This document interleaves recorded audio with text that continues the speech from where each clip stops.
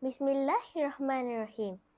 Dengan mata membaca buku, menimba ilmu setiap waktu,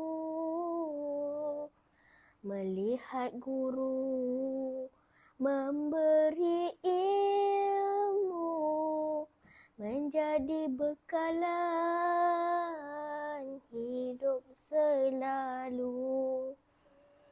Mata melihat gunung dan awan, hijau sawah, indah pemandangan.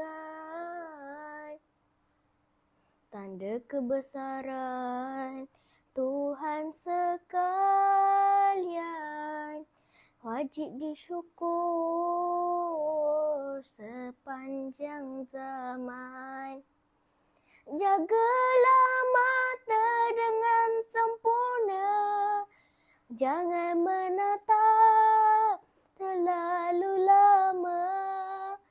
Membaca pula biar bercahaya, supaya mata sihat belaka. Assalamualaikum dan salam perpaduan. Saya Nur Atiyah Huda binti Muhammad Hafiz Al-Fatah, berusia 10 tahun, wakil dari Sekolah Kembasaan Pagar Besi Batu Rakit, Kuala Nerus, Terengganu. Kod sekolah saya ialah TBA 7008.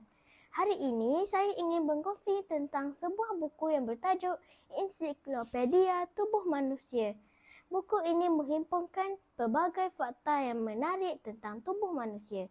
Daripada banyak topik yang terdapat di dalamnya, saya memilih tajuk tingkap untuk melihat dunia, iaitu tentang mata, anugerah Allah yang membolehkan kita menikmati keindahan alam ciptaannya. Penulis asal buku ini ialah Dr. Alejo Rodriguez Vida dan diterjemahkan oleh Syah Aziz. Tahukah kawan-kawan, mata ialah salah satu dari yang sangat penting.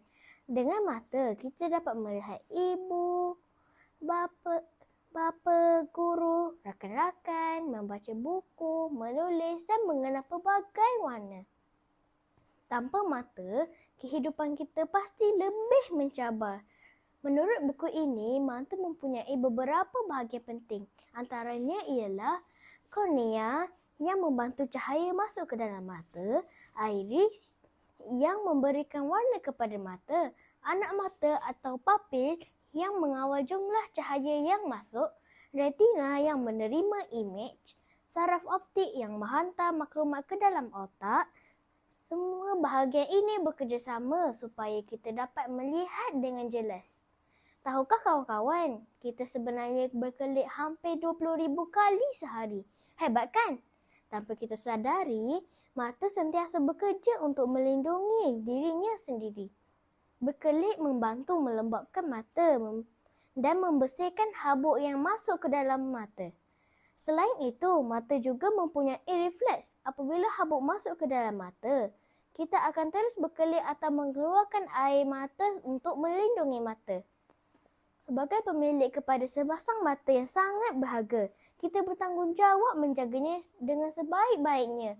Antaranya ialah membaca di tempat yang terang, tidak melihat telefon atau televisyen terlalu lama, tidak menggosok mata dengan tangan yang kotor dan makan makanan yang baik untuk mata seperti lobak merah dan sayur-sayuran hijau. Daripada buku ini, saya belajar bahawa mata ialah amanah dan nikmat yang sangat berharga daripada Allah. Oleh itu, kita hendaklah sentiasa bersyukur menjaga kesihatan mata serta menggunakannya untuk melihat perkara yang baik, berfaedah dan diridai Allah. Sebelum saya mengakhiri bicara, izinkan saya menyampaikan serangkaian pantun. Mata melihat alam terbentang, indah ciptaan Tuhan gemilang. Jagalah nikmat, jangan hilang, agar hidup terus cemerlang. Kesimpulannya, tingkap untuk melihat dunia dalam buku Ensiklopedia Tubuh Manusia sangat menarik kerana mengambungkan penerangan yang mudah difahami, ilustrasi yang cantik dan fakta-fakta yang mengagumkan. Sebagai saintis cilik, saya percaya bahawa setiap helaian buku yang kita baca membuka satu pintu ilmu yang baharu.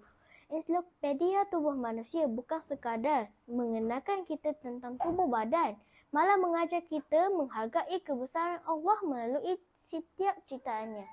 Buku ialah jendela ilmu, manakala ensiklopedia Tubuh Manusia ialah jendela untuk mengenali diri kita sendiri.